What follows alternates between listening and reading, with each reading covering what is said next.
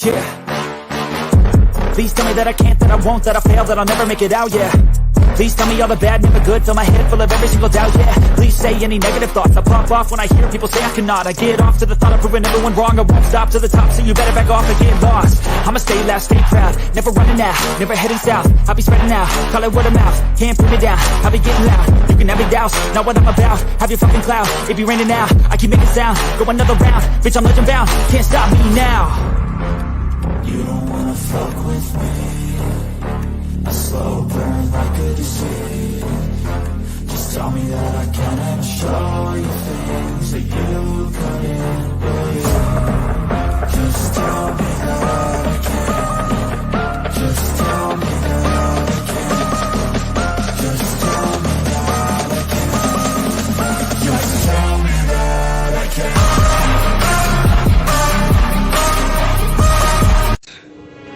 It's showtime. Well, welcome to Friday Night Lights. I'm your host, Mikey, and as always, riding with shotgun, my boy Tommy. What's going on, brother? What is going on, Mr. Mikey? Happy Friday to you and to all of Bill's Mafia. We're back at it, man, week after week, every Friday here. And man, Mr. Mikey, what a week it was. Go ahead and tell us. Go ahead and tell us. Did Brandon Bean say, "Oh, hold my beer to everyone and start slashing fools"? I'll tell you, it was a black week for me, brother. It was a very dark week for us. They have the Black Monday for all the coaches.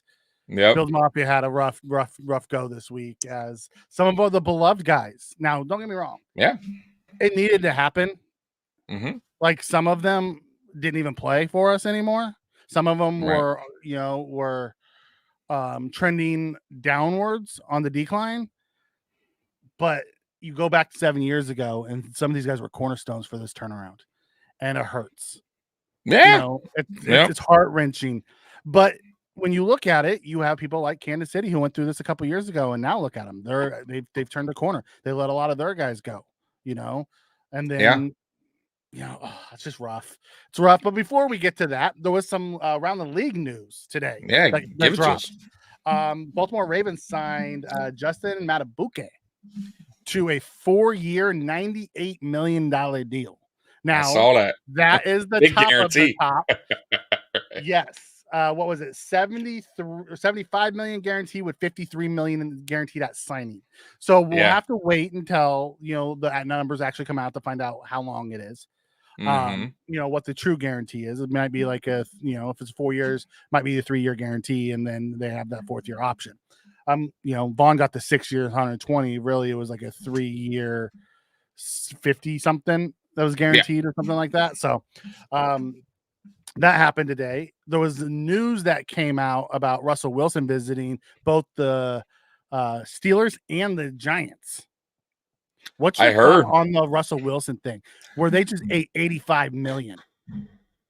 That's crazy that Denver wanted them out. So like they're just like that they would eat that much. That would be like us doing that with Diggs, right? Like we were like, fuck it, just go, right? Go ahead. Like, you know what I mean? Like didn't get nothing. They lost. Like that's wild. That means that relationship was terrible between him and the head coach, like Sean Payton. Like there was no moving forward. So bad that the owners were like, fuck it, we'll eat the 85. So that's crazy to me. Steelers, that's interesting. I still think the Patriots would be the best spot, in my opinion, for him to go to. That's how, if I'm the Patriots GM, I am definitely trying to get Russell Wilson there on like a 3-year deal and draft a quarterback either this draft or next draft, and have him sit behind Russell Wilson. And who gives a fuck if Russell Wilson doesn't work out? You draft your guy, have him sit behind. Restarting your franchise. Yeah, but you're restarting it anyway. Yeah, you're resetting anyways. New England, come on, what's New England, right? So you start building around Russell Wilson while you have this young quarterback waiting in the wings. And right when he's up, boom, now you already had this core built around Wilson. When Wilson steps out, there you go. Just like they did with Patrick Mahomes. When what's his name was quarterback. Yeah. So that's what I would do if I'm the Patriot. I would do everything I can because I think you can get Russell Wilson now that for a decent price. I'll be honest. I think Russell Wilson is like, fuck it, I got my money. I'll give you a decent deal. I think. Now, I could be wrong, but we'll see. But Steelers are interesting, too. That's an interesting thing. But I still think they might be on Pickett. Like maybe they still holding on hope. So we'll see. I do. I think they like Pickett. I don't think they're willing to give up on him yet. I think, honestly, I think someone said it in here. Who was it? Jason said it. Russell Wilson and Gabe Davis going to the Giants. I think that's a great spot for Gabe Davis. Go back to Brian Daboll. He knew how to use him. Sure. Like the best version of Gabe was with Daboll. Absolutely. So, they also have other guys there that aren't his size. They're smaller and speedsters, which can help. Gabe brings a different skill set there. No one knows what Daniel Jones is going to look like coming off that ACL, and if he's even going to be ready. So signing Russell for a 1-year deal isn't a bad option, right? So that'd be. I mean, yeah, I can see it there too, but I still think the best fit is New England. But who knows? We'll see. We'll see. He has options. He'll have a couple other teams that are going to be wanting his services. So we'll see what happens with Russell. Yeah. Spending him says Bean always finds these random days to wreak havoc and chaos on everybody. He does, and then he just stopped. We're like 7 million away from being cap compliant, and he just stopped for the last 2 days. I think now it's like the restructure part. Now he's going to start doing the deals, like the Deion Dawkins, the Josh Allens.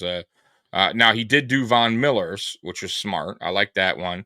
I'm surprised Vaughn was willing to give up guaranteed money. I think, you know what? I think the offseason, not offseason, the in-season stuff that happened, I do think that plays a little part of it. I got to be honest with you, because I think because Bean kept him, though I thought it was the right decision, innocent until proven guilty, I still think he kind of said, hey, we helped you a little bit.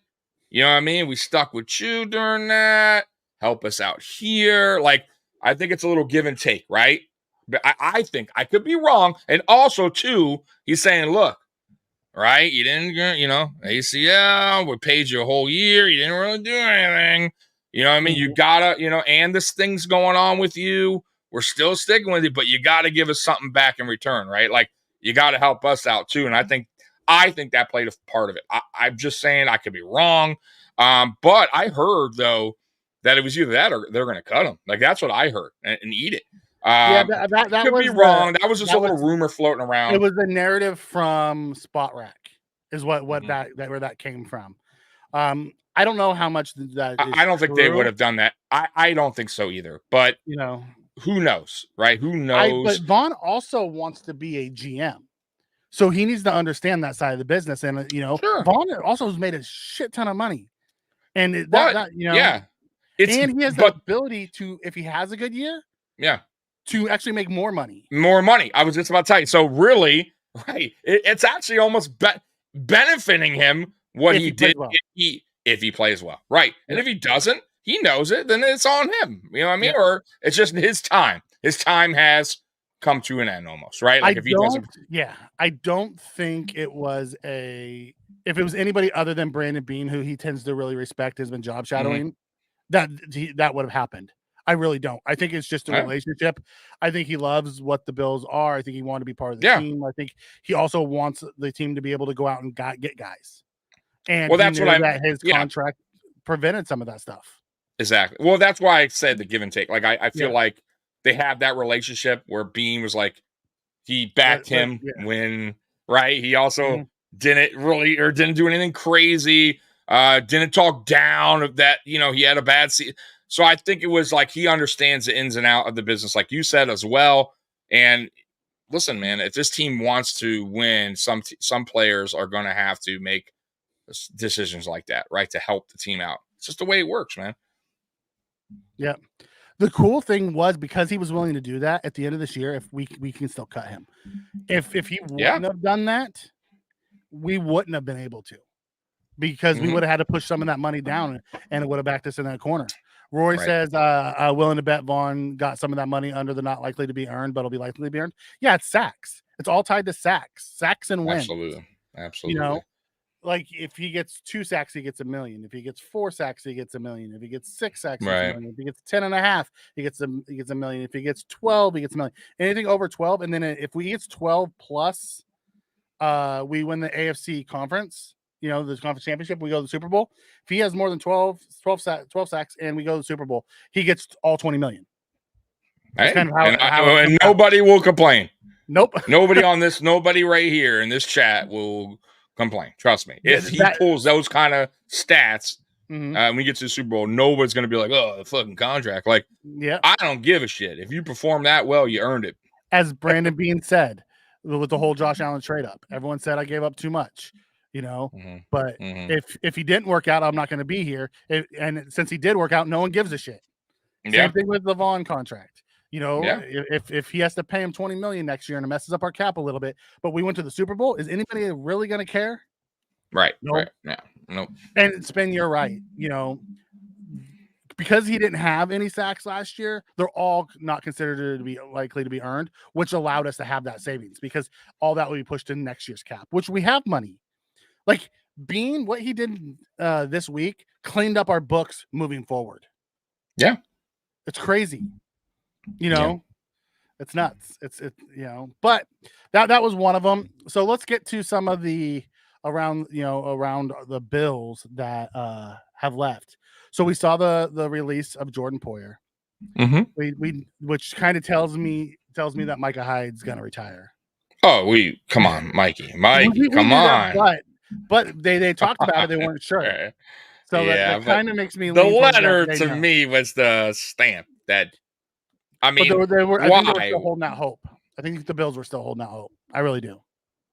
I guess. I mean, I don't know. I feel like once that letter was released saying the thank you, like that was it. Like they should have maybe that was it. Maybe that's you know what you know was the final say so because I just felt like I said and I'll say it again that post that after season when Micah Hyde talked about he wasn't even sure if he was going to return this year after the Stingers.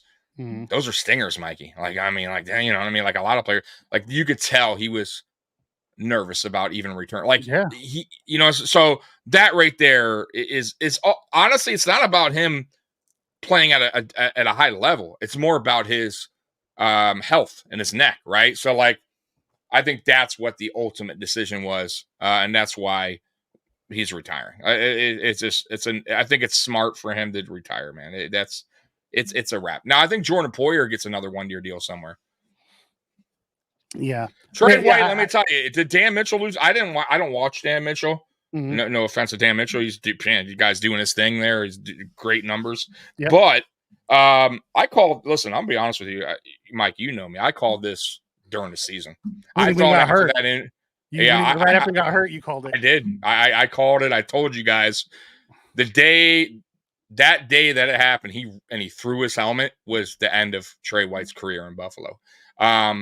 It's sad to say. Mikey was kind of on the fence, right? Mikey was like, maybe they'll.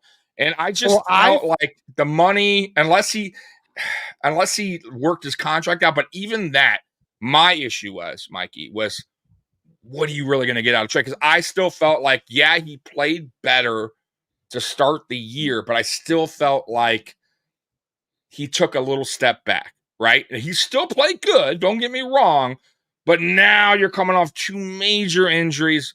What is that going to look like? Even if you do a little pay cut, it still may not be worth it if Trey White takes 2 steps back. You get what I'm saying? So I think it was the right decision. It's a business decision. It sucks because if he didn't get hurt, Mikey, he'd be on the roster this 2024. It's just a fact. I wish him well. I wish him. I hope he gets. I'm sure he'll get an opportunity somewhere, Mikey. I bet you he goes back like the New Orleans. I bet you he is. Or where did Frazier go? Minnesota. No, not Minnesota. I'm sorry. When I said Minnesota, he coached Minnesota. He went to Ravens, right? The Ravens? No. Is it the Ravens? Where did Frazier go? Where did he go? Because I can see him going to play for Frazier. It wasn't I don't know why it's Minnesota. He coached Minnesota. I thought it was the Ravens. I could be wrong. Who is it? Who do No. guys help us out? Rams. He went to the Rams. The Rams need secondary help. Okay. I can absolutely see him going to play for Leslie Frazier. Okay. Hey, you never know. I mean, he probably will sign like a prove it deal. Or, you know what I mean? Or he could go home and play for New Orleans. Or he could do that too.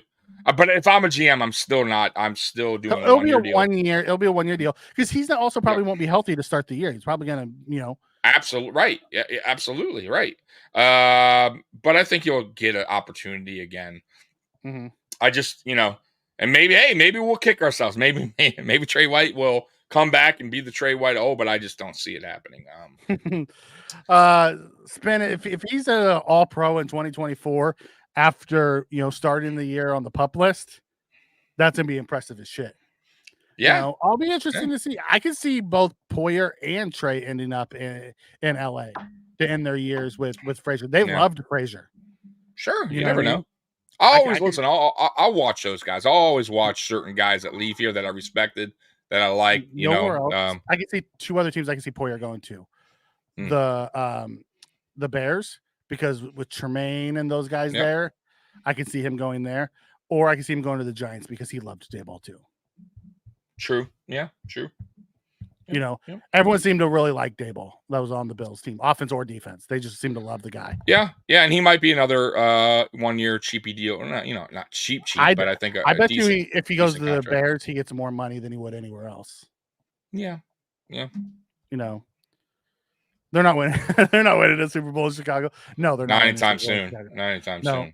No. So okay, so we went through Poyer, we went through Trey White, which Trey White, I thought there was a chance because I thought they might, it was Sean McDermott's first draft pick. Mm-hmm. He was a leader in the locker room. He's not super old. He's still in his 20s. Yes, he had the 2 injuries. I thought maybe he would come back, redo his contract to be able to stay. That didn't happen. They just moved on. Which we haven't seen him in 2 years anyway. So, it is what it is. We had Benford on one side. We have Rasul Douglas on the other side. There was no true starting spot for Trey. Correct. So at the end of the day, we moved on, as sad as it was. It happens. Then we had, obviously, Deontay Hardy we knew about. We've been calling that one from the beginning. They'd already announced Hines. The one that blew me away was Mitch Morris. Yeah, me too. Especially right after trading Ryan Bates. We were texting back and forth. We're like, I don't understand the Bates trade. Like, why are we weakening our O-line? Offensive line, right. Yeah. We both said at that time, we're like, it must mean Morris is coming back. They're going to give him an extension. They're going to bring him back. And then, bam, he's cut. And then you hear they're moving Connor McGovern to center. On top of that, I don't like it. I'll tell you why. And and by the way, Mitch Morse is already going around talking to teams. So it's not like he's done, right? Like he's planning on playing. He might end up in Miami. So it's not that Mitch Morse is this unbelievable center now, right? Like he's not what he once was, but he's still what I'll miss about him is he's still like around the top 10-ish, creeping in the center wise, right? Mm-hmm. But he was a leader. He was a captain on that line. Okay. Smart. Who takes over as the leader of the offensive line, right? Deion Dawkins, like that. Like, who's the next guy to fill in Mitch Morris and be that guy? I don't know. That part worries me a little bit. Usually it's a center, but McGovern, the leader, and then you're already pinning him to center. That's a little shaky for me. I know he played some in college, but once again, now you're doing this musical chair on the offensive line that we just got right, that things were looking good. You got rid of Bates, who was a guy that could fill in any position, great depth piece. Now, mind you, he could have wanted out. We don't know that. You did sign Edwards, but once again, I liked what I saw from Edwards, but we don't know how he's going to be at left guard. So I just hope and pray that the Bills get some offensive line here, either, through the draft or free agency, where I'm sure they will, and they at least let them compete for that center and left guard spot without just giving it to him, because I'm nervous a little bit about that. I thought McGovern was the weakest link last year on that line. I didn't think he played bad. I just thought he was the weakest link. So we'll see. We'll see. I just feel like strength. Now you don't have the depth either. You know what I mean? They really think highly of Alec Anderson. They think he's going to be the next Bates. That's how they felt. He looked good in preseason, but going against backups. Yeah, right. Vandermark and Alec Anderson both stepped in at times throughout the year, and they held their own. So it is what it is. You know what I mean? It's probably what they're going to do. I'd like to see us go out and draft either a center or a guard, interior offensive lineman in the first 3 rounds, day 1 or day 2. Yeah, I would really like to see us do that. Although we only have 1 pick in both day 1 and day 2 now. I know we got 11. That. I did 11 damn picks. We got our compensator, which was a 4th round. We thought would be 3rd. It is a 4th. 11 draft picks. I'm really hoping that Bean compiles all those day 3 picks and moves up, because please, I will be really upset if he continues to move down somehow, some way, and we compile more draft picks. I don't just get the best. Please move up, do what you got to do to get the best players available. 9 picks on day 3. Yeah, it's wild. And it's just it's mind-boggling. But back on the releases and the cuts, we release a ton of leaders and captains. That is a little worrisome. Now, there's always a next man up. Who's going to? It's that leadership council that they've had in Buffalo right. for a long time. Exactly. So you know, Micah Hyde, Jordan Poyer, right? Those are the guys in the back. Those are the forever the best safety duo in the NFL. Gone, right? Now who take? See, that's the thing. I like Taylor Rapp. I do. I told you I do. I thought now that I see the contract, I like it because now I see how it broke down. I think it's a great. I think it's now I see how it worked out.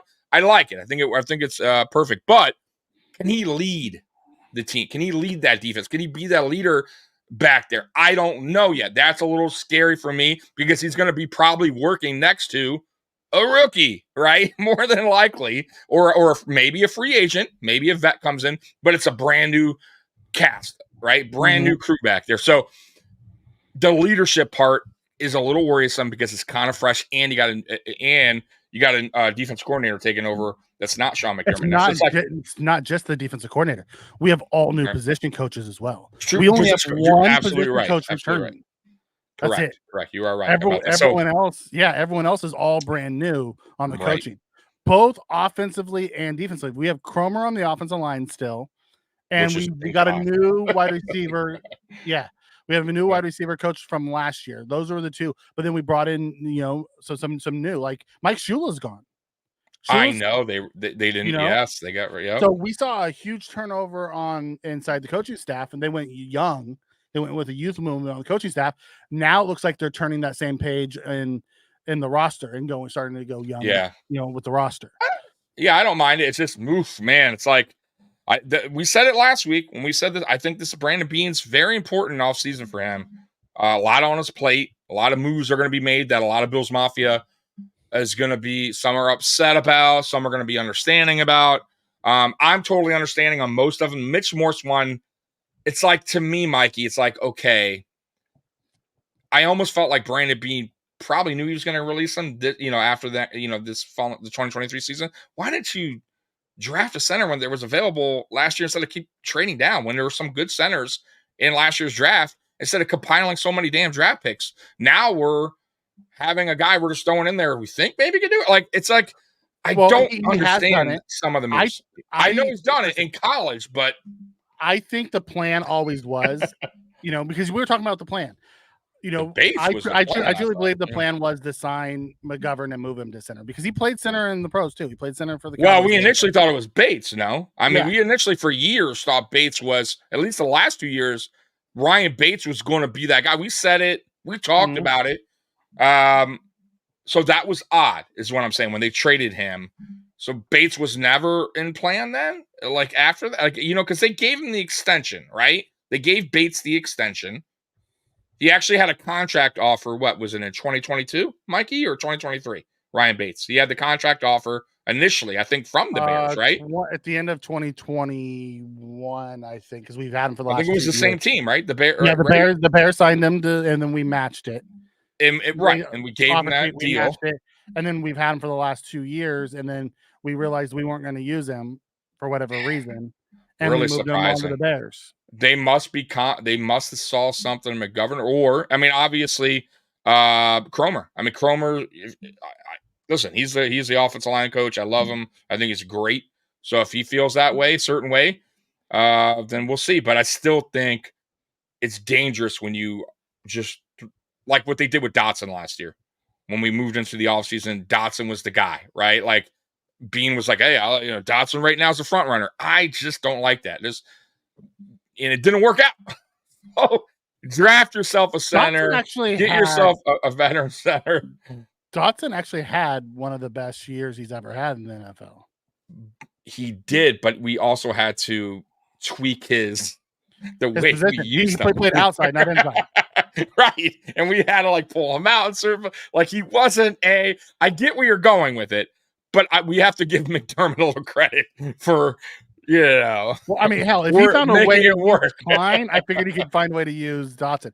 Listen, right. I'm going to trust Cromer. If Cromer told Bean, I agree with you. If Cromer told Bean that he could do it with McGovern at center, I'm going to trust what Cromer says. The dude put together elite offensive lines. I don't get it. I wouldn't have done it. But if Cromer feels comfortable with it, then I'm gonna roll with it. I'm with you. The whole David Edwards thing signing, all they did was sign it, and his contract isn't huge either. It's very doable. No, it's a great deal. I thought that was a great deal. Yeah. Great signing. And they said they're gonna let him battle it out. Which they said last year they were gonna let Bates battle out right guard and Torrance won. So if we draft a guard at, an interior offensive lineman, and we let him battle out with the rookie, which I'm okay with that too. Yeah. By the way, real quick before we move on, there's a little over 50 people in here. Like, subscribe, hit the notification bell if you're new, all that good stuff. Appreciate you guys joining us tonight. Yeah, I always forget. I do it on my videos, but I always forget in live. So thanks for joining us tonight. Go ahead, Mikey. Sorry. Daniel Garris comes in and talks about, because they were talking about the comp formula. How did it turn into a third from a fourth? NFL has some weird comp formula. I don't know what happened and why it went from a third to a fourth. Bean, who knows the comp formula better, thought it was going to be a third and ended up being a fourth. So I don't know. Maybe his performance in 2023.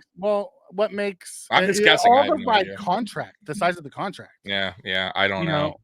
We got hosed. How the 49ers got a higher one than we did I didn't quite understand that. Especially knowing they signed Javon Hargrave this last offseason with a crazy amount of money. Right. So it is what it is. I think they saw us with a Krazillion picks and we're like, these fucking guys. Give them a fucking fourth. They got enough already goddamn picks. Yeah, I don't get it. Amy comes in and says, I almost panicked on Wednesday. Surprise.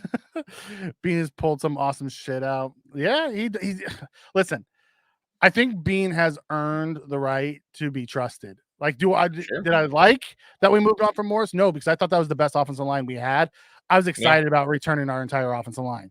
I thought we would bring Morris back for one more year. We'd have that same five in front of him. We would draft a replacement for him and then move this year. And then next year, make that switch. They felt, they wanted that $8.5 million. Yeah. So there was, by the way, real quick, I know I'm sure you're going to get on it. There was a couple moves also that other than Edwards, right? So I was getting there. Right. Yeah, go ahead. Okay. I'll let you, because one of them was mind-boggling. And we're going to go to your mind-boggling one, and that is Matt Hack. Oh, goddamn! What the hell are we doing re-signing this guy? Like, listen, I don't hate the guy. He's an NFL punter, because when he left us, he went and punted for 2 other NFL teams. So he's one of the 32 best in the league. But we cut him for a reason. Right. Why are we bringing him back as the competition? And now I heard some people talk about this, and there are a lot of content creators talk about it. I've heard some of the beat writers talk about it. A lot of it comes down to his ability to hold football. Oh, God. And it's extra points over punts is what they call it. I'm going to shoot myself on live stream. No, I shouldn't say that. YouTube, I'm sorry. I shouldn't say that. Yeah. Listen, I heard that too, Mikey. It drives me fucking wild. Stop. Mikey, I want to throw my phone the other day because I tweeted out. I was like, I was so of all things, right? For me to tweet about the punter. Of course, everyone's, the punter. It's just, who cares, punter? I'm like, okay. First, and I wish I could talk on Twitter rather than type because you're going to like it. So I'm like, first of all, coming from Bills Mafia, who's complaining first week game, for Sam Martin was a terrible punter. So if the punter's so unimportant, then you shouldn't even be like, oh, who cares? The punter. You know that's not true. Field position matters big time, especially when you're playing in December or January in Buffalo. Okay, we saw it towards the end of the season when Sam Martin was punting 35 yards, 40 yards. We saw it in the playoffs. Matt Hawk is no better. Then you want to talk about the holding. Okay, first of all, Sam Martin was here in 2022. There was no fucking problems with holding at that time. There was no problems in 2023. Stop blaming Sam. All of a sudden, Sam Martin can't hold. So Sam Martin is the reason why Tyler Bass missed field goals. Like, get the hell out of here. Tyler Bass missed field goals last year because Tyler Bass sucked. Sam Martin did shitty punts because he got shitty. Stop blaming. Like, listen, Mikey, if it was Bojo, I get it. Bojo was terrible at holding, right? Yeah. Fucking laces out, fucking ball on the ground. I get it. But Sam Martin did his job. We never had a problem. All of a sudden, now Sam Martin is this terrible holder, placeholder. And Matt Hawk, and we can't find any punter out there that can punt and hold a football. It has to be Matt Hawk. Get them. Bro, it's so frustrating when fans go back to that. Stop it. And like you said, Mikey, free agency hasn't even started, and we're fucking picking up Matt Hawk of all. Really? And the only way I can see this, Mikey, is if they cut Sam Martin, which they haven't yet, save the money, then fine. You got a cheaper punter and fucking sorry-ass Hawk that, by the way, got beat out by Matt Araiza when we drafted Araiza. No problem holding. Okay. By Tyler Bass. Never said anything. Yeah, go ahead. Not only that, but he also was on the roster, and we decided to play a hurt Sam Martin over him. Correct. Right. So how good can this fucking Matt Hawk? Come on, guys. Stop, and stop. Well, if he was such a great holder, by the way, don't you think that in that playoff game they would have said, "Fuck it, we're gonna have this much better holder for him, and he's not hurt." Stop, guys. Like, stop with the excuses for Tyler Bass. He missed. It had nothing to do with the hold. He fucking missed. Okay. Matt Hawk could have held that ball and it would have been wide right. There is no difference. But yeah, I get it's just a punter. I get it. And of course you got some fans, we won't ever punt. Yeah, we will. Here's what's going to happen, Tommy. Round one, we're going to take a receiver. Round two, we're going to take a receiver. And Brandon Bean said, we're never punting again. Round three, we're taking a receiver. Okay, round cool. 4, right. I hope we're going to trade up in round 3. We're going to take a receiver. Round 4, we're going to take we're going to take a running back. We're in the round 5. We're taking linemen. We're just going to stack our team with the best guys we can. No punts ever. First team in NFL history with 0 punts all over the Super Bowl. Right, the whole fucking way through. We're going to tell Josh, throw it deep. If it gets picked, it gets picked. We're never sending our punter out there. Right, Josh. By the way, we have no punter, like 0. Like, we've cut Hawk. Like, we have got 4 downs. Go get us a first every time. Yeah, we have a holder. That's it. We hired some guy just to hold the kicks for Bass. That's it. Come on, I know. I went down a rabbit hole there. We're not really doing that. I don't get the move. And guys, I apologize. Tommy didn't realize we signed Hack until I told him, and then he lost his shit. I completely ruined his night.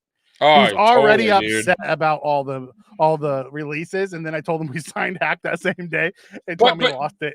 Yeah, well, you know what, too, though? Like, remember I told you, the Chiefs do Chiefs things. Yep. The Chiefs, they sign Matt Araiza. Now, is Matt Araiza going to start for them? I don't know, but at least they brought in a guy with a high ceiling that could compete. And they're going to bring in a punter. It's not going to just be Matt Araiza for sure, 100 day 1. But what if it works out? What if Matt Araiza does win the job, punts, and is one of the better punters in the NFL?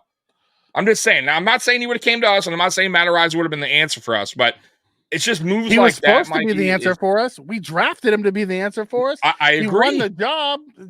He beat out the Matt Hawk. That's a great fucking placeholder or holder, right? Listen, man. I hope they just bring in a rookie or a UDFA and hopefully get this fucking guy out of here. There are what are they gonna do? Bring in 3 punters now? So they're gonna keep Martin, keep fucking Hawk, and draft a punter? So 3 in camp? I mean, no, I don't see that happening. I don't see that happening. So if they keep Martin, and Hack, that's gonna be the oh my god. Well, then you know what, guys? I pray to God it's Martin. Yeah, me too. And but even though we're not going to get much out of him, but I agree with you on that good one. Year 1, he had bad year 2. One, but yeah. Let's see what he does year 3. I guess. At least I've seen it out of him. That's true. Yeah, and he had a really good. He did have the month. He had that special teams of the month, so he had his moments. But I also saw his leg getting weaker. Maybe that's age too. There was a reason why he got cut. I'm just saying, like there, maybe they saw the right in the wall. Martin got cut because of his cap. It's because of his money. You know that, but his age too. It's not like he's a young snapper. I'm just saying, early 30s. Yeah, but he's been around the NFL for a little bit. Is what I'm saying. Yeah. So we'll see. We'll see. And by the way, he has a decent contract. It's not like we're paying him like cheap money. I still think you can get a punter out there, UDFA or rookie, just to compete. It can't hurt. You know what I mean? I just don't get it. You don't have to always bring in these we'll go back to it again. Like we talked about what Sean McDermott continues to do, which is bring back these veterans that's played for us in the past, or fucking why do we have to continue to go down that road with Phillips, stop. Like Josh Norman. Josh Norman came back this year. I forgot about Josh. You're right. Josh fucking Norman. I mean, it's like, oh my God. D. Marlowe. We had to bring back how many times are we going to bring a D. Marlowe back? So it's like, I don't like the whole McDermott guys, special team guys. It's like, damn, dude, man. It drives me insane. Yeah, I don't get it. Nate Peterman. Fuck, dude. I'll lose my shit. Yeah, here's the thing. Tommy Townsend's out there. There's other good punters out there. Why we're not looking at them, I don't know. Please assess the stats for salary cap. Our salary cap currently, I believe we are at 10 million. We're still in the red, but we haven't done anything to Josh's contract. We haven't done any kind of extensions for like Dion. All that's coming. Ed's contract yet. Like there's still a lot of levers to pull. If we do Josh's by itself is like 20 million. 20 something. Like 20 million. Yeah. So it automatically puts us in the red, and then you start doing some of the other things. I'm gonna go to overcap right now and see. Going into next year, like right now, I think we have like 30 million next year in cap space as of today. And that's before the whatever the jump is next year. That's based on only a 5 million jump. So we have the ability to go out and sign someone and manipulate the cap into next year as well. We'll have to see how this all plays out. It's crazy. I'm pulling it up right now. It says we're 12 million right now. Over the cap still. Right, but Josh alone. Well, the Josh is we'll be about 9 over in the green, and then like you said, Dion. Josh puts us at 10 million, under. Okay. So that's like a $22 million change in the cap, and then we, I don't think we're going to touch Diggs' contract. I really don't. I think that was one of the reasons why we let Morris go and some of these other guys go, so we don't have to touch Diggs' contract. Yeah, I don't think we're. Taryn. Roy says Josh, Taryn, and Dawkins all should be able to get new contracts.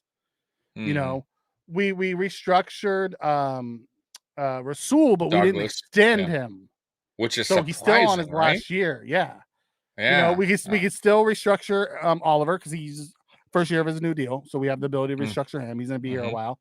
We could restructure Knox if they're going to keep him more after this year. If they were going to keep him on the team, they could restructure him and save some money. They could also, I wouldn't want him to do it. They could also restructure Milano and save some money. They could. So there is a lot of levers to still be pulled if they want to pull them all. I just don't think they're going to. No, I agree with you. Man, Dawson Knox has been Everyone talking about Von Miller taking money. I mean, I hate this. I love Dawson Knox. He's a good dude. But you want to talk about taking money. I mean, let's be real. Dawson Knox is taking money, right? Like, he's not earning that contract, guys. Nobody talks about it because everybody loves Dawson Knox as a person, right? But let's be real. Like, Dawson Knox has not earned his contract. 14. His cap numbers be 14.3 this year. Exactly. So I'm just throwing that out there. But you know, when you look, if you look at the whole room together, they're making like $15 million for the 3 tight ends because we have Quentin Morris came back on a cheap deal. Yeah. So when you break it down, because you have other ones that have 2 tight ends and they're making about the same in their room. The thing is, Knox is making all the money. Yeah, he sure is. Matt Barkley can punt. Bring back Matt. So then the other guy after that was signed, we re-signed Mitchell Trubisky. At a much higher figure than I was comfortable with. I didn't see the contract. What was the contract? Because I didn't see it. I'll have to go and pull it up. Give me a second. Okay, because I didn't pull that up. I know we signed him. I didn't even see the detail. I didn't see what's your thought on Mitch coming back? I have no problem with it. There's no problem. I listen. I didn't think he was great when he filled in Pittsburgh, but I didn't think he was terrible either. I thought that team was just with their I forget his name. Their offensive coordinator there was a joke, so he didn't help either. They wound up firing him. So that team was kind of they didn't have a lot of weapons really. The offensive line was beat up. So I'm not going to totally kill Trubisky when he did in Pittsburgh, but I think he fits here. I think he's I'm comfortable with him over Kyle Allen all day over the week. And he knows the system. Yep. It's 2 years, 5.25. That includes 2.7 million guaranteed for 2024. That could go up to 8.5. I'm good with it. I mean, you got to remember, good backups are we talked about this. But is he better? Is he a better backup than what we've had? Kyle Allen, yeah. 100%. I feel way more comfortable. He's had more under his belt starting than Kyle Allen has in his career, right? Like, Mitch Trubisky's been there, done that with the Bears, got him to play. Like, I trust Trubisky, not for a whole season, but 3-4 games. Like, if we had to, hopefully it works out just like it did when he was here the last time. Never sees the field unless we're whooping up on a team, right? That's what we want. But I do feel way more comfortable with him backing up Josh Allen than Kyle Allen. And the other guy, the other loser we had the year before that, what was his name from Minnesota that you thought could win 14 games for us? Case Keenum?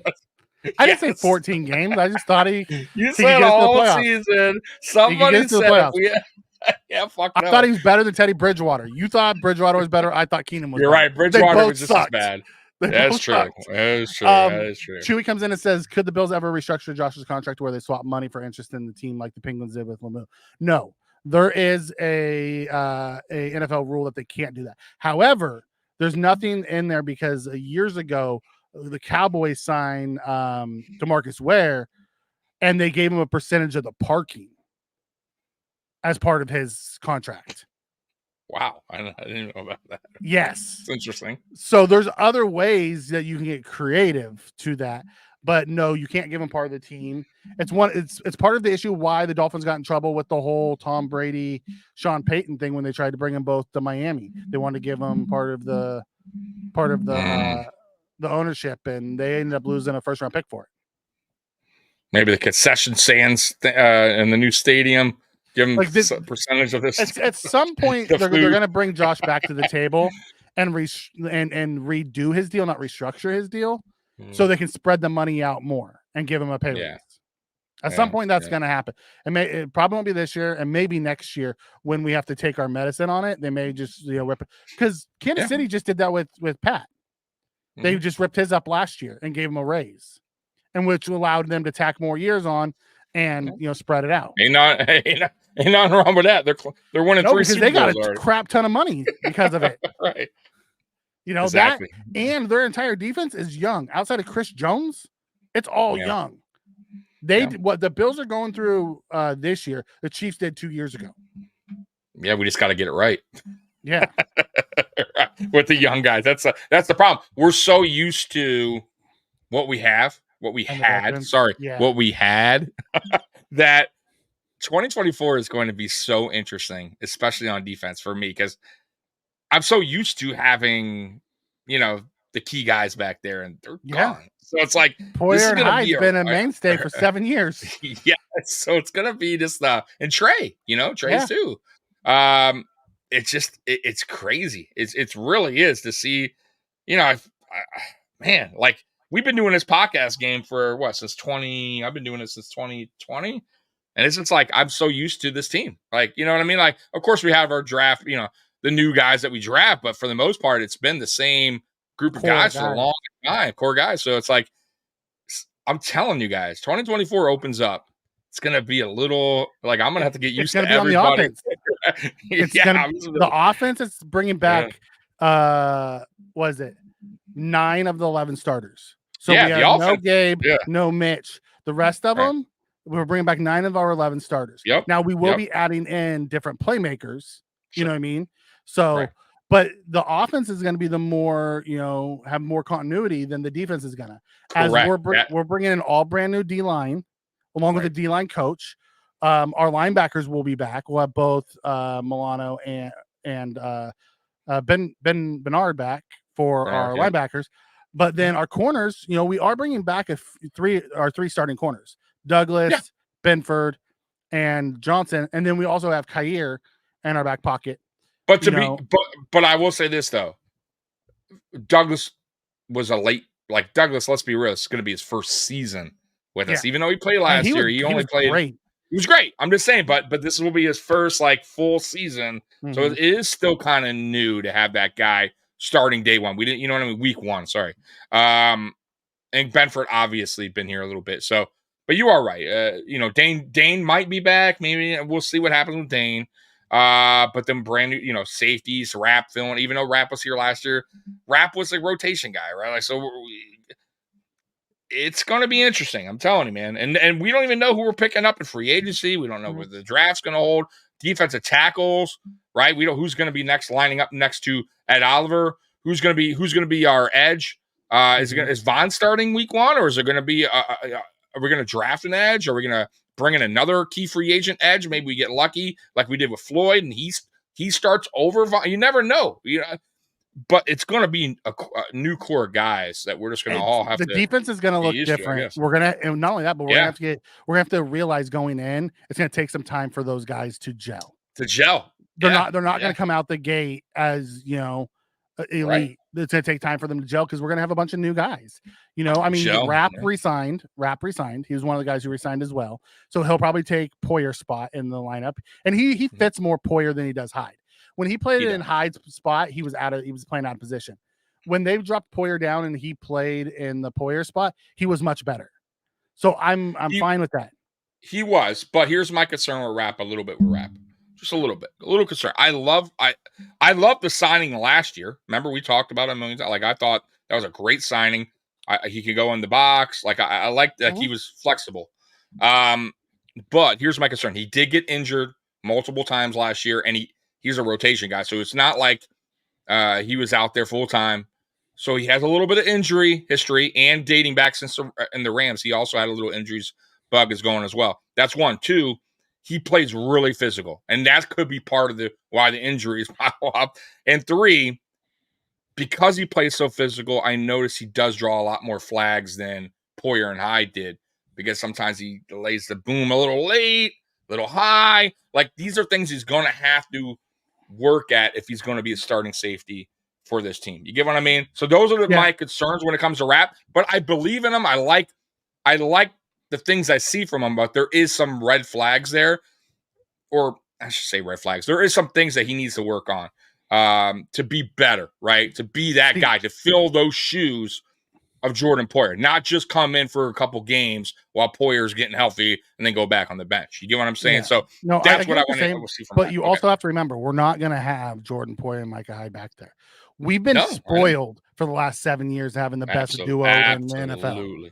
Absolutely. you're gonna have those type of things. Now, maybe I would like to see him not have so much friendly fire, as someone said in the chat, and take out our own guys. That's what I mean. Where you're hitting. Look where about the aggressiveness. Right. Calm down. I like the aggressiveness. Just how about we use it on them? Dial back a little. Oh, dial back a little bit too. Yeah. Be a little bit more careful. You know what I mean? I want to hit on Chewie's question. He plays fast. Yeah, he does. And not only does he play fast, but he reads it fast and then engages. Sometimes he engages without noticing where his guys are at, and that's the problem. And he hurt himself. If I remember right, didn't he get hurt doing that? He had his own man and got hurt. Yeah, he hurt him and Rasul. It was bad, right? Rasul. Yeah, right. Rasul missed the playoff game. And then came back for and he wasn't healthy. Yes. See, in that Miami game. Yeah. Right. He has to dial it back sometimes, man. Read it right. I mean, he read it right. He just didn't look who else was there. He was just blowing whoever was there up. Is what he was doing. Yes. You can't do that. I want to hit on Chewie's question. He said, "Hey, Mikey, how many picks do you think Bean keeps?" I think we make 8 picks. I think he's going to move up. I think we're going to use 3 of the picks to move up. Absolutely. Now, where does he move up? Does he move up, early on? Does he move up, early in day 3? I don't know. But I think we're going to end up with anywhere from 7 to 8 picks that we're going to take this year. So here's what I think. Like I forget the term I'm trying to use, but here's what I think that Bean's going to do. I think Bean's going to trade up in the first round. Really? I think I do. I think it's going to be similar to what we saw last year when Kincaid slipped. I think there's going to be a player that slips that he really likes. He's going to wind up trading up, get that guy. Brian Thomas I think Jr.? this it could be. This is what I think is going to be the DN like Verse. This is how I see almost this draft going with Bean. Very similar to 2018 with Josh Allen, Tremaine Edmonds. I don't see him coming back into round 1, but I do see him going. I do see him going up in round 2 as well. Meaning, I think he trades one of our picks, our later picks, maybe our 4th that we got for Edmonds, and another late round pick, and we move back up into the 2nd round. I could see us getting a 1st and 2 2s. I really believe that. I think this is a very important draft for him. So I think I think there's a reason why he could have a 3. I don't think we can get back. We don't have a 3. I don't think we can get back into the 2nd. I think you can if you trade. I think if you trade you're your 4th, trade both your 4s and all your 5ths. I think because you could trade. No, you could trade the following year. You don't need to trade. You're going to use a future pick. You're going to use a future. You can use a future. Absolutely. Listen, if there's a guy there, I'm not saying he will. I'm just saying I could see. I don't see Brandon Bean trading back in this draft. I just can't. We have too many. I don't see it happening. There'd be no reason unless he wants a 3rd round pick. But why would he do that? What are you trading back yourself? Why would you go back more in the 2nd round? I guess you can. The only way I think he moves back, and I'll tell you, because we're right in that area for someone who didn't get a quarterback to come up and get a quarterback. Mm-hmm. If all the receivers that he truly wanted, anybody who truly had a day 1 grade on is gone, I can see him moving back to early 2 to get some, because there's still a lot of really good day 2 guys that are going to be in there. It's risky. If you're looking at the receivers, mm-hmm. right, there is 6 day 1 receivers that they kind of tiered right now, 6 of them. If those 6 are gone, then you're looking at, okay, how many day 1 DNs are there? Okay, if those ones are gone, there's 3. I think there's only 3 day 1 DNs. Those are gone. How many day 1 D tackles are there? There's only 2 day 1 D tackles. Those guys are gone. Now you're looking at defensive backs. Are you going to take a day 1 defensive back, or would you rather trade back, get a 3rd round pick, and take a day 2 wide receiver or day 2 defensive tackle? Day 2. I think because I think it's going to be the DBs. It's going to be like the Kool-Aid McKin, the Rakestraws, Kool-Aid. Those guys are probably going to be there late round 1. Yeah, I just really feel like somebody's going to. Every draft, there's a player or 2 that slips. Every draft. I can see it with Verse. I think they're going to love Verse out of Florida State, the D end. Yeah. I can see them really wanting to go after him. I could also see them wanting to now, it might not be a receiver. It could be an edge or right, I could see, receiver. Like I said, I could see a D end who they have a really high grade on that slipped. Yep. That the Latu guy out of UCLA, one of those big 3 DNs. I can see them wanting to go up for if they slip, or one of the elite receivers. And I truly believe there's probably 4 day one receivers, like elite receivers. After Brian Thomas Jr., I think it's the top 3, and then Brian Thomas Jr. After that, I think A.D. Mitchell, Keon Coleman, Franklin, Lad McConkey. I think all those guys kind of fall in the same tier. But remember, I think they are all in the same tier. But we have last picks in each round, right? Yeah. So my point is, they may, let's say those receivers, some of those receivers, like, okay, they're going to second round. And I still think they're going to wind up moving up in the first round for a player that slips, right? That's how I see it. But let's say they do that. Okay, they still got the second round pick, whatever they wind up doing with that. They're going to, I don't think they risk it for a receiver like a Keon Coleman to slip all the way back to almost nearly the third round. No, but if they trade back to early round 2 out of round 1, they that's get a third rounder. And then, right, but I don't see that. I don't see that happening. I just feel like it's going to play out like it did last year, where there's a player that slips.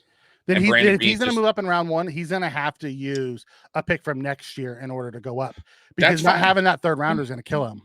It is, but it is what it is, man. I feel like this is the draft, because I felt like last year he was aggressive early on, and they totally went away with being aggressive. He got really like, hey, trade back. He just started compiling all these picks, and for me, he didn't like the end of the draft, but he talked about right. But for me, I just feel like he got what he wanted early, and the rest of the draft was just really nobody on this board, or everybody's that he felt good enough for. He compiled this many picks for a reason, and it wasn't to go in this draft to just make 11 selections. You know what I mean? Like, I really truly feel like he's going to compile a lot of picks up to trade up. Now, it may not be, like you said, it may not be, maybe I'm wrong. Maybe it's not wrong. Maybe it's not wrong. But maybe he takes a bunch of picks and he goes back in the third round. Yes. Maybe we do see him taking those 4th and 5th round picks, taking our first 4th and maybe one of our 5ths, and trying to move up at the end of round 3 to grab a guy. I can see us doing that. Right. I just feel like he's going to be aggressive this draft. That's all I'm saying. So the 2018 draft, I felt like he was super aggressive. He knew what he wanted. He knew what he had to get, which was the quarterback first. And then Tremaine Edmonds he had to have, right? Tremaine Edmonds was a freak, young. He knew there's no way that Edmonds was going to slide. And I just feel like he's going to look at this draft to some players that might be available, and he might be aggressive like he was, because he can't be aggressive in free agency. I just don't. I wish he could, but he can't. So I feel like the draft is a place where he can be aggressive. Be more aggressive in free agency than we have given him credit for. It depends on how many levers he wants to pull. It depends on when I say aggressive, I don't mean we're going to go big Von Miller. Right. Chris, we're not going to get a Chris Jones. It's just not going to happen. Correct. No. I can see us going to get like a Kevin Byard. No, I can see us going to get a Kevin Byard. You know what I mean? Former All-Pro safety. Yes. We might give. I could see us bringing back AJ, or bring us back Leonard Floyd on a 7-8 year, $9 million a year deal. Right. I can see us doing something like that. I would love to see us bring back Daquan. I would too. I think he should be our priority. I'm with you on that. Knows the defense, works well with Ed Oliver. They got good communication. Been on the team now was on the team for 3 years, I believe. I would love for him to come back. I just have a feeling, Mikey, he's not. I just have a feeling he's not coming back. I know because they're going. They're going young. Yeah. I think if they go out, they're going to find a younger defensive one tech that they're going to bring in. Absolutely. As much as I would love to keep DQ, I would. I hope they do bring him back. I just have this weird feeling they're not. They're changing over that defense. I think they're going to lean into young, the full changeover. Roy says, Rapp is young. Yeah. Roy comes in and says we have 3 5ths, 3 6, but we also have 2 4s. We have 2 4s, 3 5ths, and 3 6. So day 3 Right. We're going to be moving and shaking. I think we're going to package some of those to move into round 3. To get the guy that we want. So we'll have a pick in round 1, round 2, and round 3. And then we'll have less of those. And we might take all 3. We might take a 4th, a 5th, and a 6th to move up into round 3.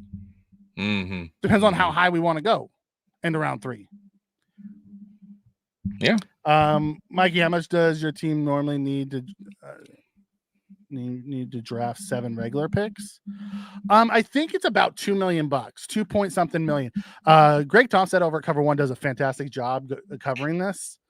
He's gone through it before. I think it's for the cap to get all your rookies. I think total altogether it's like under 3 million. And the reason why is because once the season starts, they do top 51, not top 53.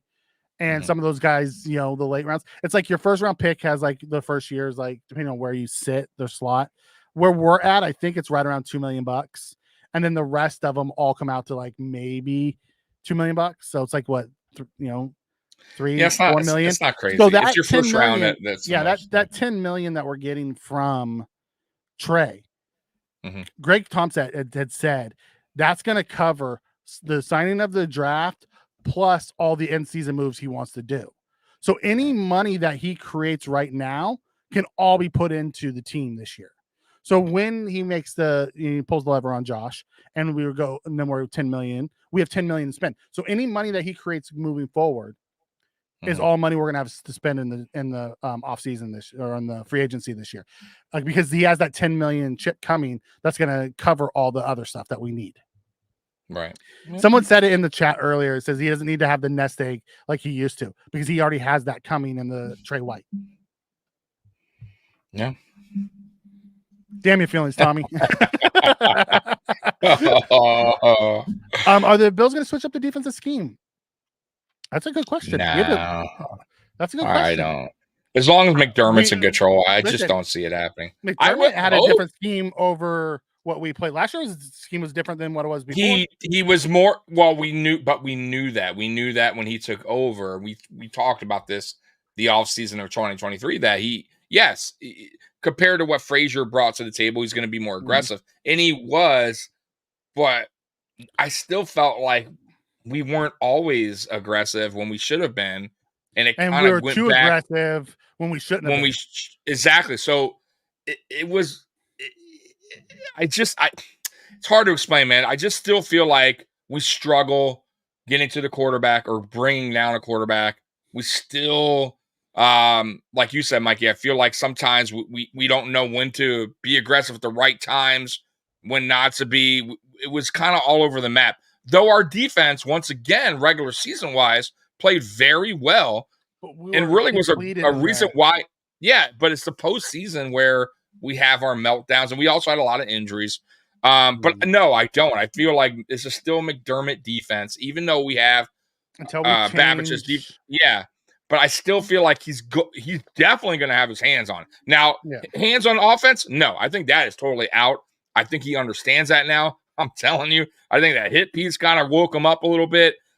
He's going to have to trust Joe Brady's going to know what he's doing, leave him be. But I think the defense side of things, he definitely will have his hands on it. Well, it still will be his style defense. Go ahead. Yeah, and not to cut you off. Sorry about that. No, you're good. The thing was with the Joe Brady offense thing. Like Mike Shula was Sean McDermott hire. He was the offensive coordinator and Sean was the defense coordinator.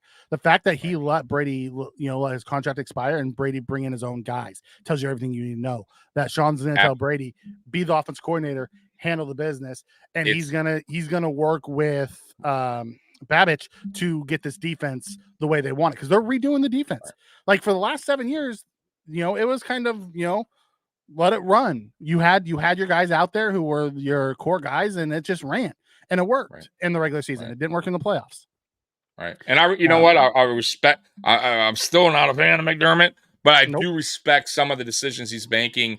Like you said with Joe Brady, giving him basically the keys and to the offense, and saying, "Hey, I'm trusting you. We signed you," and same with Brandon Beane, right? We signed you to be the offensive coordinator for this team. Could have picked anyone else, right? Trust me when I tell you, there's a lot of offensive coordinators who would love to work with Josh Allen, right? There's a ton. Joe Brady got lucky in a way, right? He earned it, but chose it. But I'm just saying, he had a right, chance to but be I'm an saying OC. there's a lot of He had a chance to be the OC in Chicago and chose the quarterback coach in Buffalo to work with Josh.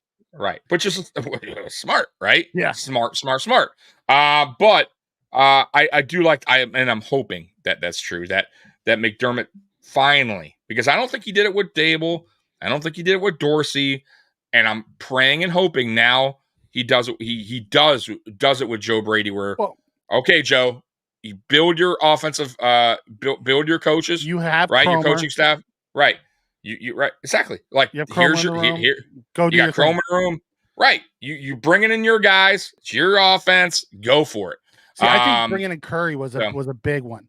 Curry is the quarterback coach this year, but he's also been, wide receivers coach. So he has multiple experience there. He also has experience with Joe Brady, so it's bringing him in. I like that move. On the defensive side of the ball, you kind of saw it last year. Josh talked about it at the end of the year in his press conference that Sean at the end of the year when they started really, clicking down the stretch, Sean wasn't involved. He said Sean stayed out of the room and he focused on the defense. Right. So hopefully that continues this year. I did want to hit on Amy's comment. It says, let's free agent pick Jones. Listen, if there's one guy you take a swing on that's in the free agency this year, Chris Jones is that guy. Oh, if you want to break the bank and go big game hunting, that's the guy you go get. That guy is a game wrecker. Right. That's the dude you give the $30 million to on defense and make him your centerpiece to your defense. I don't think the Chiefs are going to let him out of the building. Yeah, I don't think so. Because it's Patrick Mahomes and Travis Kelce on offense. It's Chris Jones on defense. Yeah. He's the centerpiece. When you need that play, he blew up Dion and back into Josh. He blew up Purdy in the Super Bowl. Blew up Purdy. He had one play. Guy almost similar to Josh Allen. Because he had the pressure, Purdy overthrew it. He had his weapon. He had his guy wide open. Chris Jones wreaked havoc on the play. In the crunch, in the crunch, Chris Jones is that guy. Yep. It says, and that's why 100 I'm subscribing to Mafia. Listen, if there was ever a guy in free agency you were to go and spend big money on, Chris Jones is that dude. Absolutely. I would give him all the Pagula bucks. If you want to come to Buffalo. I agree. Put him and Ed together. Whew. Yeah, be a nightmare. Listen, I'd be willing to go Vaughn, Ed, Chris Jones, and Groot, and then have my backups be a rookie and Shaq Lawson at the end. If that meant we got Chris Jones in the middle. Absolutely. I'll go super cheap on the rest of the D-line. You give me Chris Jones because he's going to make the plays that you need. You talk about a closer. He is the ultimate closer. Right. He's the closest thing that we've seen to Aaron Donald. I agree with that. I'm with you on that. But he's a defensive player of the year type of guy. That's a dream. Does have money to spend for free agency? They will. Sean, they will have some money. Ultimately. Oh, it's Jacob. That's Jacob. Okay, Jacob. Yeah. So they will have some money. They don't as of today, but once they redo Josh's contract and a couple of others and do some extensions, they're gonna. I think roughly, Cover One and Joe Marino and a bunch of others did like a brief rundown of them, and they said I think they roughly said we'll get to about 25 to 30 million that we can spend this year. And if you're signing them to 2, 3, 4 years, you can make that first year cheap. That could be a bunch of different contracts. Oh, absolutely. So, listen, man, I get the cap's real. It is clearly. We just cut a shitload of players. And by the way, we're not the only one. Like, look at the Dolphins. Dolphins got rid of X. I mean, there's a lot of upset Dolphin fans, but they had to do what they had to do. Right? They let Wilkins walk. You're right, Wilkins and Genkel, whatever his name is. Genkel's gone. Yeah. Baker's gone. Like that, Brandon Jones is gone. I'll tell you what, that defense got shedded. That Van Ginkel guy, depending on his contract, I would be willing to entertain him. Because he can play linebacker or D end. Yeah, and he's a high motor guy, dude. Like every time I saw him come in, I'm like, oh, that he's fine. Like when Phillips went out for the Dolphins, I'm like, you guys have an excellent back. Like that dude's gonna bring it every fucking time. Like So yeah, I would not mind him coming to Buffalo. Like that guy there brings it, bro. So I would definitely entertain that guy. By the way, Josh Allen did. I think they gave him the 5th year right over in Jacksonville, so he's staying another year. Yeah. So yeah. He was tagged. There's so many guys tagged. Damn. You want to know who's gonna get paid is Gabe, because all the elite receivers outside of Calvin Ridley got tagged. I saw that. Gabe's like one of the top 3 Evans, guys. Right? Evans got tagged too. Evans resigned. He resigned. No, he resigned. You're right. Resigned. He resigned. I was surprised. He got tagged. T. Higgins. Yep. But Gabe's like one of the top 5 receivers. The Keenan Allen's out there, right? Keenan Allen is Keenan's still under contract. No, I thought he was a free agent. They haven't cut him yet. Oh, okay. Him and Mike Williams both are waiting to be cut. Okay, because Stevie Johnson keeps floating it around that he would love for Allen to. Dude, Keenan Allen would be fantastic. The problem is he's a slot his injury guy. history though. He's a slot guy. A little concerning. You know who I would like to see if we're gonna get an old vet like that? I'd like to see us go get Michael Thomas from the Saints. Dude, I would love. If we're gonna take a gamble, on an injury history guy. Yeah, because one, he knows Joe Brady and he knows Ronald Curry. Mm-hmm. He would also replace that Gabe Davis role, but he has such great hands and is a great route runner. He doesn't have blazing speed, but you know what? So here's what you do: you go get Michael Thomas or a Michael Thomas type, right? And then in round 1, round 2, you go get the elite burner, the Xavier Worthies or whatever the case may be, and you get that guy who can just go, run Jermaine Burton, one of those type of guys, and run, and then it frees you up. Now is Ridley available? Still, I think Ridley's up there. That would Ridley's be consider the top. But he's gonna get paid. I'll tell you, he is. But man, he's. I don't know if he's going to get super paid, but he might. You're right. He'll be up there, but I don't think he's going to get, because he faded off a little bit towards the tail end in Jacksonville. He started hot, got tagged, and faded. Yeah, okay. So there you go. So Michael Pittman got tagged too. I saw that. Yeah, with Pittman. Yeah. So like you said, there's not a lot because a lot of these guys are getting tagged, but there's going to be some. I could see Michael Thomas coming in on a 1-year prove it deal. He's going to go with an elite quarterback. He knows Joe Brady. He knows Curry. Like, he has ties. It's the reason why I think Kevin Byard's probably going to be the guy that we're looking at for safety, because he's a veteran to go with Rapp, who can play free safety. We also have his position coach is one of our new defensive assistants. So we have ties there. Remember, we brought in Emmanuel Sanders. I like Josh Reynolds, but Josh Reynolds is a wide receiver 4. I need someone who has a higher ceiling. Me too. He also has crucial drops.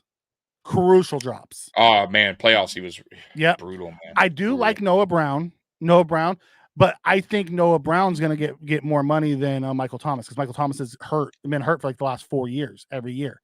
So I think you can get Michael Thomas on a cheap 1-year prove it deal, to where Noah Brown's going to cost you some money. Yeah. Yeah, I'm good with that. I'm with you, Mikey. Remember I told you a couple years about. Remember when we signed Emmanuel Sanders? So Brandon Beane does go after those, guys that were once really high profile wide receivers that lost a little step or getting up there in age, that still could contribute. I mean, I thought Emmanuel Sanders did really well for us. Man, I wish he would have come back one more year. I really do, because he was fantastic. Yeah. He was absolutely. So imagine if you bring in Michael Thomas in, right? Or a Michael Thomas type guy. Right, or Michael, right, and he stays healthy, right? That's a hit. That is a hit. That's just like Leonard Floyd, right? When we signed Leonard Floyd late, everyone's like, oh, his age. Like I felt like that injury was the history for him too. Right. Injury. He's had 9.5 sacks 3 years in a row. Is he gonna take a dip? And he still had the same amount. But for the amount we gave him was worth the gamble. Like, I didn't mind that. Like, so I feel like there's going to be players out there again floating around that's going to be like those Leonard Floyd. Even Rapp was a guy we picked up late. Yeah. Peoples Jones isn't a bad one. I think he's going to be relatively cheap because he gets bounced around. He has some upside. He can play special teams too. Like, I wouldn't be against Peoples Jones. Here, we need a returner now. By the way, too. By the way, Mikey. That's why I said if we take one of that's why I said say we take we sign Michael Thomas, right? Say that's who we sign. Round 1, we take a defensive guy because that's what the Bills do. Round 2, we move up and we take Worthy. Worthy's a returner. He's also a speed demon. Right. Yeah. And he can be a returner for 1 year. There's been guys that done that. Who was a returner in college? You don't have to be a returner every single season. Who ran a really bad 40, but his returner in college? Keon Coleman. He was an excellent returner in college at his size. Okay. So as I said, you never know. Like these guys could be for 1 year returner, and then they find themselves a return the following season. But we'll see. We don't actually save anything on the cap because he's just gone. No, he's a free agent. I think he's going to get probably about 11 million a year. 11 to 13 is what they're projecting. I mean, the guy put up. I don't want to pay him 11. I love the guy. I don't either. But he put up back to back over 800 yards. That's not terrible. No. He's going to get his contract. He needs to go somewhere where he's going to be used more. Correct. That isn't just run down the field. And he's not that guy for us. Paying $11 million for that. If I'm Gabe, I'm going to like a young team. I'm going to a team that need that's building, right? A young play, because he's going to be like Carolina or something like that. Like that's where I would go if I was. Where I would go if I was Gabe? Because they're going to need help. Team, that you're trying to build around weapons for your young quarterback. That's where if I'm Gabe, that's because they're going to pay you a little bit more because he's a veteran now. Right. And he's proven that he can get 800 plus. He might be 1,000-yard receiver if he's the guy, right, on a certain team that they have no receivers right now on a young team. Like a Carolina. Think about Carolina had, Thielen last year? Who was their main guy? Come on. You're telling me Gabe Davis wouldn't go to Carolina with him and KJ Handler is a punt returner. I forgot we had him. He might be the guy that fills in for Hardy and them because he's dirt cheap. Yeah, you're right. Sneaky place for Gabe? Cleveland. Opposite of Amari Cooper. Dorsey's there. You're right. That would be that would be a problem for teams. And Dorsey's there. Dorsey knows what he can bring. No, and he knows them. You're absolutely right. That's like a sneaky one. The Giants with Dable. I can see that. Yeah. They need receiver help. Where else that no one's talking about? Jacksonville. That's where his wide receiver coach went. And they're losing Ridley probably, possibly, unless he resigns. And his wide receiver coach went there. You're right, Chad Hall. Yep, forgot about him. Yeah, absolutely. So there's options. He's gonna get paid. It's just not gonna be from Buffalo. Yep. And I hope he gets all the money in the world, and I hope he does fantastic unless he plays Buffalo.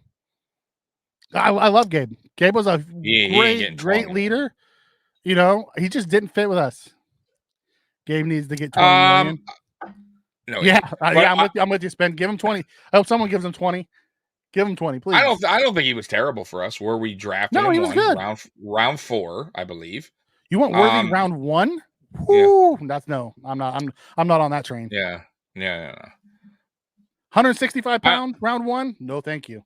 Justin Shorter was on the IR most of the year. He has an upside. He was a 6th round pick, I believe. He's right, raw. 5th or 6th round pick. He's very raw, but he was dynamic in high school. Like one of the best receivers coming out. He was the best receiver out of high school over Chase and all those guys. Yeah. So he's tall, 6'4". He's not like elite quickness, but he can get going. Like his speed gets going downfield. Yeah. And I'll tell you what, the promising thing out of what, coming out of Shorter is McDermott did give him praise, which is very rare from McDermott late in the season when Shorter didn't do shit. He was on the IR. Yeah, and he kind of gave him praise there saying, hey, this dude's really starting to live. Shorter fan. You love him. Like you love him. I do.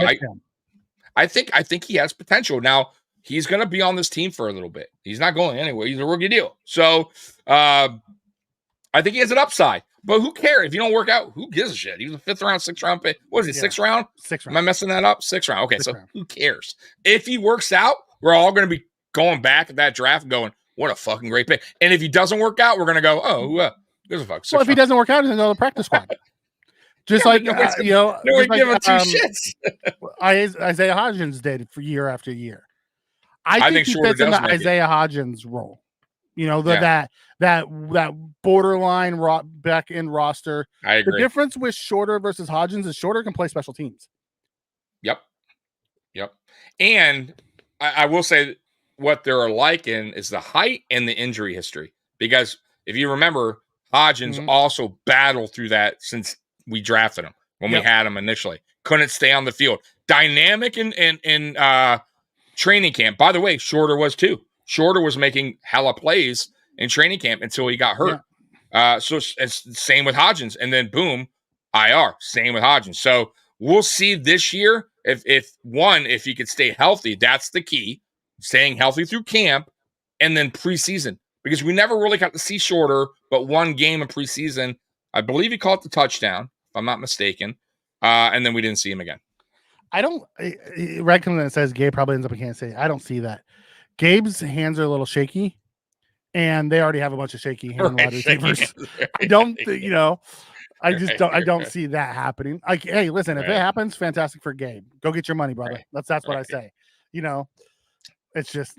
But it also could be that Josh. It also could be that Josh just throws the ball too damn hard and Gabe can't catch it. I don't know. Pat doesn't throw the ball as hard as Josh throws it. I'll tell you who's having that problem too, though. It's not just Gabe. Our star receiver was also having problems catching footballs for the last 2 years, by the way. So that's why I keep telling you guys sometimes Bills Mafia, and it's not just us. I'm sure every fan base, we like to pick on certain players, but we don't realize, we don't look around and go, well, Diggs, he also had a shit ton of drops. Nobody brings that up. Oh, no, they do. They do. Not as much as Gabe Davis. Davis is the most hated man. They booed. They heckled him at the playoff. They didn't heckle Gabe. They heckled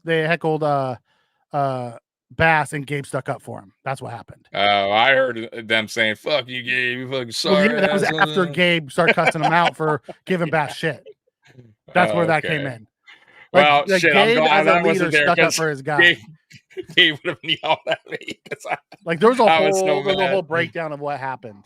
Gabe was just standing up for his guy. That might have been me. I don't know. I might, because I was so mad at Bass too. Yeah. Though I'm more. I don't know. I might have. I was more numb from it. It goes back to I'm still numb from the 13 seconds. After the 13 second happens, nothing will surprise me that the Buffalo. That from here on out. The wide right from. Ooh, I like this one. Yeah. I like this question. AD Mitchell or Xavier Leggett? I'm AD Mitchell guy. I like Leggett. Leggett's I like Leggett. He's a little bit smaller than we thought he was. When I say smaller, I mean shorter. He's 6'1", where Mitchell's 6'3". I would prefer Mitchell over Leggett, but that's just me. Yeah. Yeah. Listen, you can go listen to all the different content creators. You can go listen to all the different draft pundits. Every one of them has a different tier. Outside of the top three, they all have the same top three. Now, those top three change because some people have Neighbors over Harrison Jr. I don't. I think it's Harrison Jr. Neighbor. Harrison But Jr. those three are consensus. After that, it's all over the place. Some people have Worthy as the number 4 guy. Some people I heard someone had Franklin number 11 now. So it's crazy. It's all over the place. Yeah, we'll see. Are you going to do a free agent special show early next week? It depends. I'll hop. Yeah, I mean, I'll always hop on. I remember last year I was doing I would jump on and do a quick video or live. Mm-hmm. So if it's gonna be, it'd probably be for me because Mikey's on Cali time, and a lot of these free agent signings will probably be early in the day. It'll depend on where I'm at. If I start my job or not. If I do, then no, I won't. But if I don't, I'm just home. Then yes. Yeah, exactly. Mitchell, yes, I'm an AD Mitchell guy. Listen, I would like this to take AD Mitchell in the first. I'm an AD Mitchell guy. Mm-hmm. I think he has the ability to grow into a wide receiver 1. I don't think he's gonna be a wide receiver. I don't think he's coming out of college as a wide receiver 1.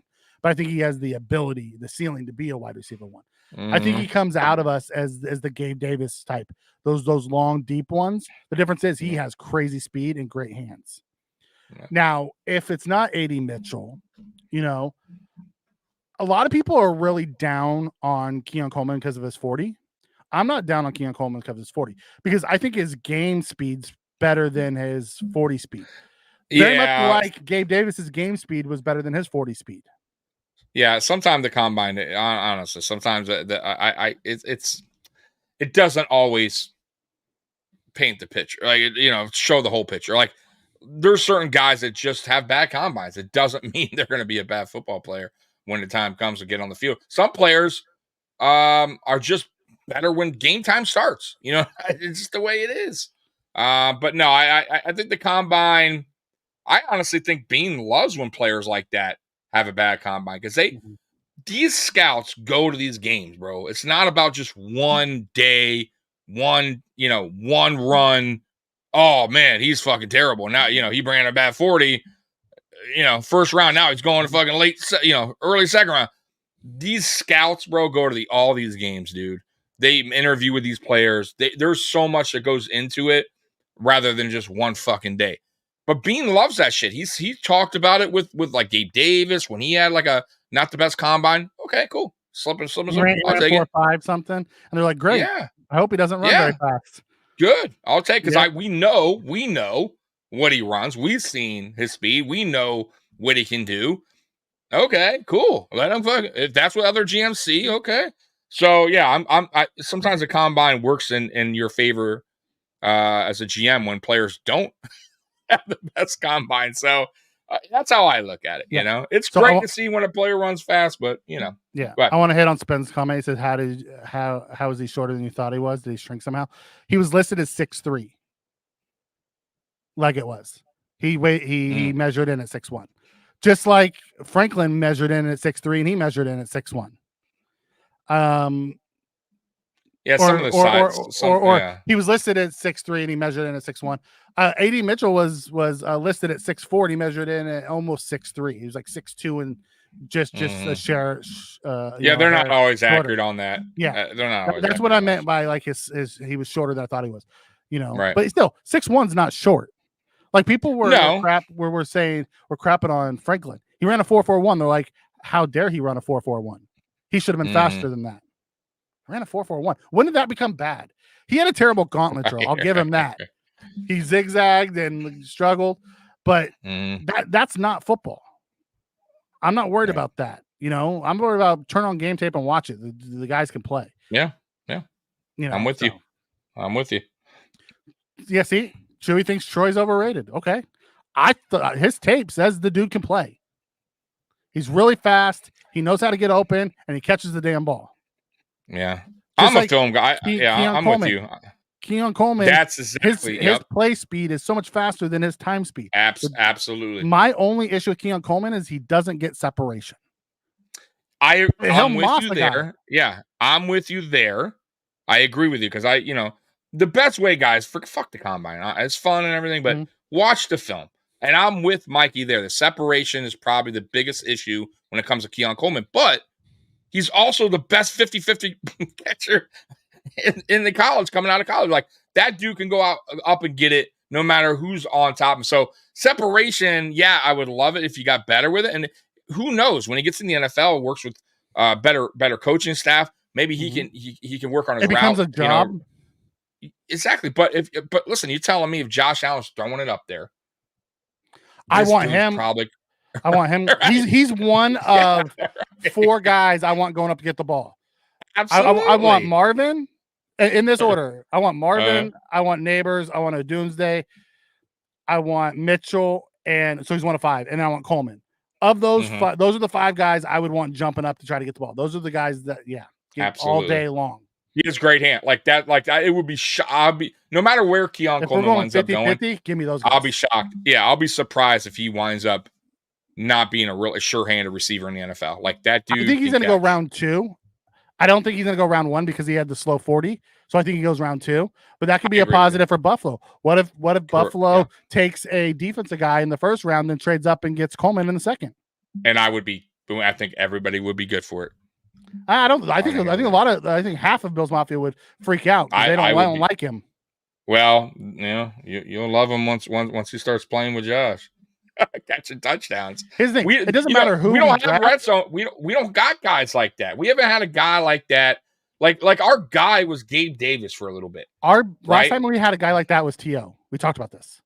I agree, but Gabe Davis, I'm saying though, now he wasn't as obviously T.O., but I'm saying like currently, like Gabe Davis is as close as you're going to get on this route.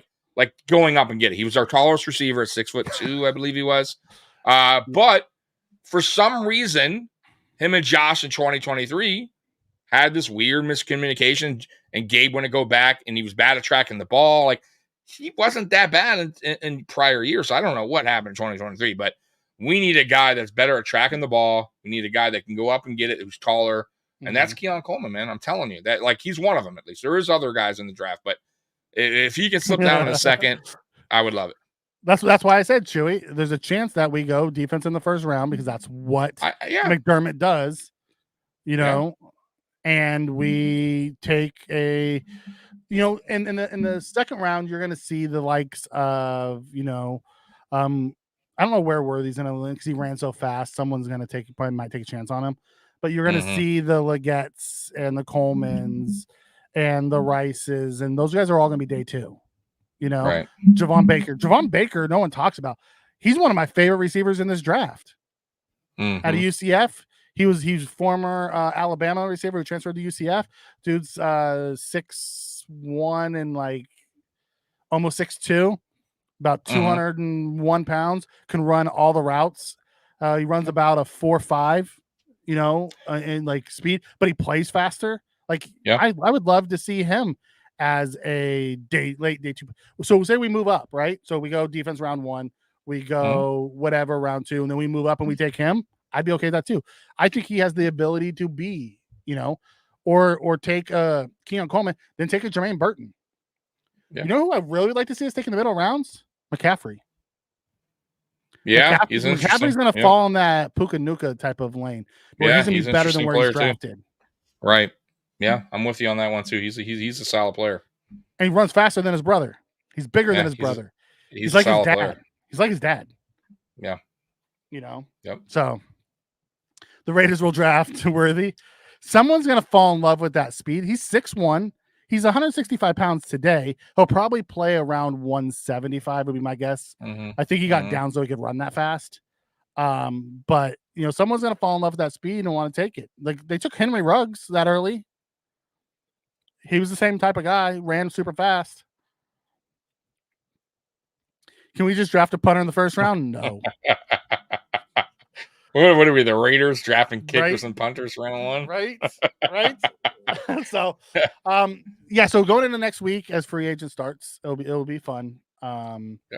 Worthy equals James Jett. I wouldn't say that. Wow, I haven't heard that name in a minute. I think Worthy's more of a Henry Ruggs type of player.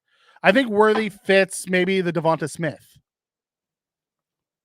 Really fast, slender body type.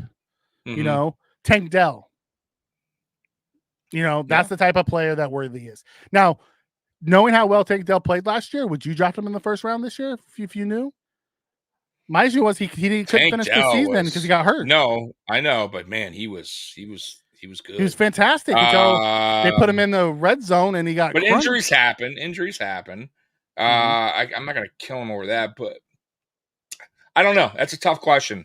That's a tough Miami one. Get Worthy. Don't let the Chiefs get Worthy. That's my thing. Do not give Patrick Mahomes that speed. Yeah, you don't want to get more. Don't give Patrick Mahomes that speed. I don't care about Miami. You want to give Miami another fast guy? So fine, give him another fast guy. I don't care. Don't give Patrick Mahomes that speed. All right. Don't give. I shouldn't even say Patrick Mahomes. Don't give Andy Reid that speed. Right. Because he'll find a way to, get him loose and it'll screw everybody. Right. I'm just old as dirt. That's why I said James Jett. He's just old. I get it. Oh, I know James Jett. Stuff. Amy's. Okay. So what's on tap for this week, Tommy? As we yeah, man. So UFC 299 tomorrow. I'm going to be doing the watch along. with that from me and my buddy Miles. So if you guys are bored, want to tune in, that's at 9:00. And then Tuesday is Nuclear Heat Wave Wrestling at 7:30. Anyone that likes wrestling, watch that. Road to WrestleMania is coming soon, so you definitely want to, watch that. That's in April. Sting had his last match. I imagine they'll talk about that. Yep. And I'm not sure if Wednesday if a Mafia talk will be there because I don't know if they're getting back in the swing of things or not, but they were here last week, so just pay attention. And then obviously free agency, it starts next week. So they said they want lives, Tommy. They want lives if we start signing guys. Absolutely. So here's the deal, man. I'll probably go live. I'll probably just right when it hits, I'll just go live. And as things go on, if Mikey's available, he'll hop on. I have no problem doing it. I know Dan Mitchell does it, so I'll do the Dan Mitchell thing, and I'll just stream for fucking 6 hours with you guys. Of course on the day, but I'll do it. Fuck it. And yeah, man. So, and if everyone wants to join yes. me, join me. To answer your question, Chris, yes, I think Rap's he's gonna play the Poyer role. I believe that's the plan. Yeah, I agree. It really depends on how it all shakes out, though. At the same time, his contract isn't so much that we have to play him. So if we go draft like Cam Kitchens or Nabin or whatever his name is, or go sign a couple higher price free agents, he could be a depth guy. Like I think right now they are penciling him in as one of the starters. Yeah. So all right. Thanks all for being here with us tonight. It was fun. We've been about an hour 40 minutes. Yeah. Look at us. There was a lot of stuff to talk about, Tommy. There was a lot of stuff to talk about. We got into the draft a little bit, which excites me, So thanks for being here. If you're watching this later, click the like button. We appreciate it. Yeah, absolutely. And if you're new, subscribe, obviously. And we do appreciate you guys. We love you, Bills Mafia. And we are out of here. Go Bills. Peace. Go Bills.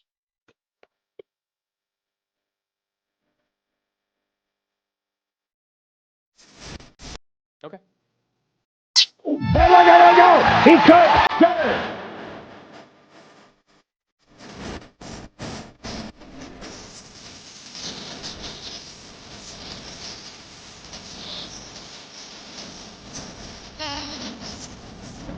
Huh.